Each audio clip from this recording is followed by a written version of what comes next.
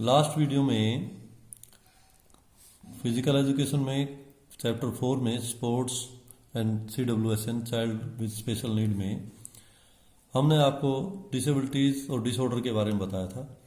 आज हम बात करेंगे एटिकेट्स की। एटिकेट से पहले मैं आपको बताना चाहूँगा कि पैरा स्पोर्ट्स से संबंधित जो भारतीय फेमस प्लेयर्स हैं उनमें कौन कौन है जिन्होंने अपना नाम किया है, भारत देश का नाम किया है। तो देवेंद्र झांझरिया ये जेवलिन थ्रो में है, इसने वर्ल्ड रिकॉर्ड बनाया था। और इसके बाद नरेश कुमार, वरुण सिंह भाटी, दीपा मलिक भी वर्ल्ड लेवल की स्पोर्ट्स पर्सन है, ये शॉर्ट पुट थ्रो करती है। अंकुर धामा और करम ज्योति दलाल। तो इसके अलावा मैं आपको अपने गांव के नज़दीक ही मलिकपुर गांव में एक टीचर है विकास डागर करके, उसके बारे में बताऊंगा। वो भी पैरा स्पोर्ट्स एथलीट है। उसने भी अपने एथलेटिक्स के फील्ड में काफ़ी अच्छा परफॉर्मेंस किया है और आज उसका नाम है पैरा ओलंपिक्स में, पैरा स्पोर्ट्स में। तो कहने का मतलब ये है कि जो CWSN बच्चे होते हैं, अगर सही से उनको देख रेख, ट्रेनिंग और ये सब ध्यान रखा जाए, उनका ट्रेंड किया जाए, तो वो भी इस फील्ड में, स्पोर्ट्स के फील्ड में अपना नाम अच्छा कर सकते हैं, रोशन कर सकते हैं। अब बात करेंगे एटिकेट्स की। तो डिसेबिलिटी एटिकेट्स होते क्या है? वो सब शिष्टाचार, वो सब तरीके जो हम अपने लिए औरों से उम्मीद करते हैं कि हमारे साथ इस तरह का व्यवहार हो, तो दूसरे लोग भी जो चाइल्ड विद स्पेशल नीड हैं उनके साथ भी हमें इस तरह का ही व्यवहार करना चाहिए जिससे कि उनके मान सम्मान को ठेस ना लगे, उनको कोई बात हमारी बुरी ना लगे, उनको बड़े सम्मानीय तरीके से हमें बुलाना चाहिए, उनसे बात करनी चाहिए। इसके अलावा देखिए, कुछ व्हील चेयर पे, जैसे पैर खराब है तो व्हील चेयर पे भी लोग चलते हैं, तो उनको हमें छेड़ना नहीं चाहिए। बाई चांस वो ऐसी पोजीशन में खड़ी है व्हील चेयर उनकी कि हमारे छेड़ने से अचानक से उसको धक्का लग जाए, कोई और वो तैयार नहीं हो उस चीज़ के लिए, तो उसको परेशानी का सामना करना पड़ता है। इसी तरह से जो कोई भी और ऐसे डिसेबल्ड लोग हैं, वो 4 व्यक्तियों के ग्रुप में खड़े हैं, 5 के ग्रुप में खड़े हैं, हम अगर उनको अहमियत ना दें, उनको वहाँ कोई भी महत्व नहीं दें, तो वो अपने आप को हीन भावना से ग्रस्त हो जाते हैं। इसलिए हमें चाहिए कि हम उनको भी महत्व दें, उनका इंट्रोडक्शन कराएं लोगों से, उनके बारे में बातचीत करें, उनको अपने जो भी बातचीत कर रहे हैं, जो डिस्कस कर रहे हैं जिस टॉपिक पे, उसको शामिल करना चाहिए। तो ये शिष्टाचार का एक तरीका है। अब उनके लिए जो प्रोग्राम, कार्यक्रम तैयार किए जाते हैं वो किस तरह के होने चाहिए? तो उनको ट्रेनिंग जब दी जाती है, सिखाया जाता है, तो उस ट्रेनिंग में उनकी आवश्यकताओं का विशेष ध्यान देना चाहिए कि उनकी आवश्यकताएं क्या क्या है। उनकी आवश्यकताओं में जैसे स्पोर्ट्स कराना है, उनका स्पोर्ट्स प्रोग्राम कराने हैं चाइल्ड विद स्पेशल नीड के, तो उनके सामान, खेलों में यूज़ होने वाला सामान, उसका कलर, ऐसा सामान जो कि ज़्यादा वजन वाला ना हो, ऐसा सामान जो हल्के से इस्तेमाल कर सकें, आसानी से इस्तेमाल कर सकें, ऐसा सामान जो घातक ना हो, चोट ना लगवा ले। तो ये सब चीज़ों का ध्यान रखना है। इसके अलावा शारीरिक क्रिया कराते समय पहले से तय कार्यक्रम होना चाहिए। ये नहीं कि अचानक से हम सोचते हैं कि वो अपने आप कर लेंगे, ऐसा नहीं होना चाहिए। उनके लिए पहले से ही उनको बताना है, ब्रीफ करना है, जिससे कि वो आसानी से उसको समझ सके। इसके अलावा जो रूल है, नियम है, उनके लिए जो प्रोग्राम तय करते हैं खेलों का, उसके नियम इजी होने चाहिए जिससे कि वो आसानी से समझ सकें और उनको फॉलो कर सकें। इसके बाद है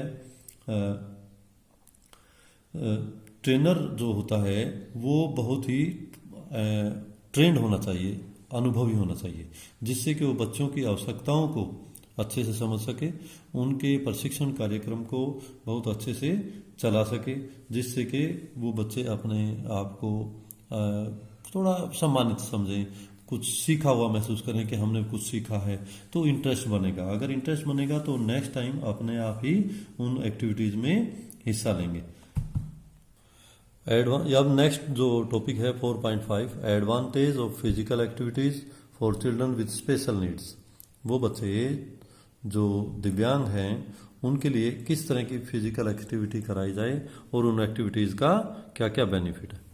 तो फर्स्ट हम बात करेंगे फिजिकल इम्प्रूवमेंट। वो बच्चे जो दिव्यांग है, अगर उनको एक्टिविटी कराई जाए तो फिजिकल इम्प्रूवमेंट होगा, मेंटल इम्प्रूवमेंट होगा, सोशल डेवलपमेंट होगा, सेल्फ स्टीम, वर्क एफिशिएंसी बढ़ेगी उनकी, पर्सनालिटी डेवलपमेंट होगा उनका।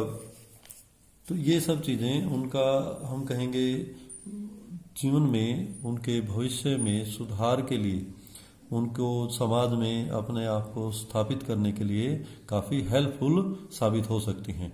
अब उसमें physical importance of health, control weight, strong bones, personality development, self respect, mental improvement, working efficiency, confidence level,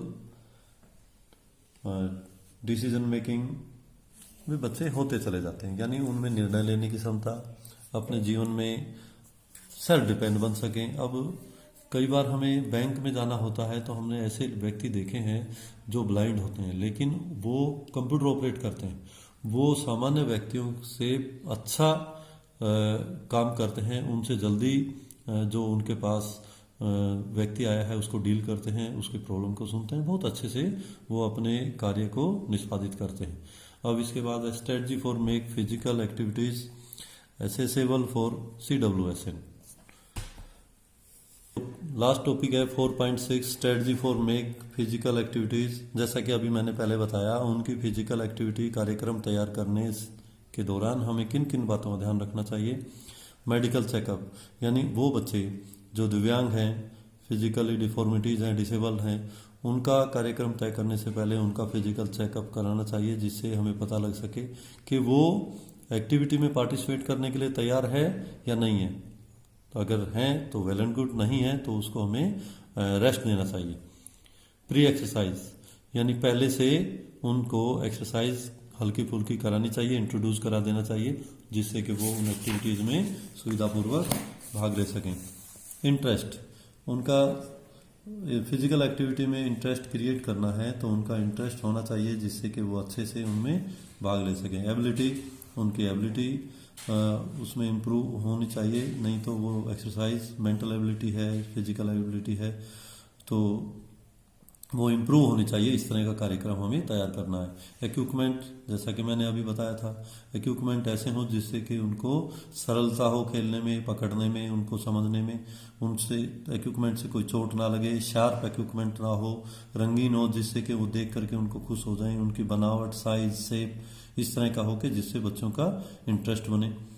specific environment, कुछ ऐसा स्पेशल एनवायरनमेंट क्रिएट करना चाहिए जिससे कि उन बच्चों को लगे कि हमें महत्व दिया गया है, तो लोग आस पड़ोस के जो भी उनके नियर डियर हैं वो आकर के उस प्रोग्राम को देखें, उनको लगे कि हाँ वास्तव में हमें इम्पोर्टेंस दिया गया है। मॉडिफाइड रूल्स, ऐसे रूल्स बनाए जाएं जिनके लिए वो बच्चों के लिए सरल हों। उन रूल्स में उन बच्चों की ज़रूरत के अनुसार रूल्स बनाने चाहिए, जिससे कि उनको सावधानी आसानी हो उन खेलों में भाग लेने के लिए। इजी टू डिफिकल्ट, सरल से कठिन की ओर, यानी जो एक्टिविटीज़ हैं वो एकदम से उनके लिए हार्ड एक्टिविटी कराएंगे तो वो उसमें इंटरेस्ट नहीं लेंगे। इसलिए कार्यक्रम ऐसा हो जो सरल से कठिन की ओर हो, जिससे कि उनका इंटरेस्ट उसमें बना रहे, आसानी से उसमें सीख सकें, इंटरेस्ट ले सकें।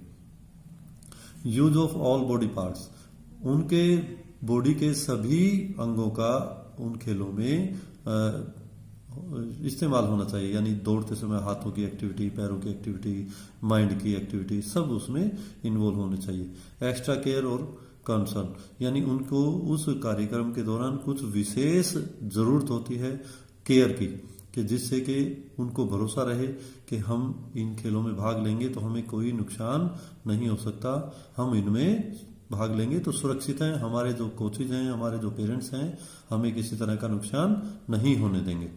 तो आज का ये चैप्टर हमारा यहीं समाप्त होता है। इसके क्वेश्चन आंसर आपको भेज दिए जाएंगे एक दिन में, आप उसके अकॉर्डिंग अपना कॉपी में जो फेयर नोटबुक है उसमें उनको नोट डाउन कर लेंगे। Okay, thank you.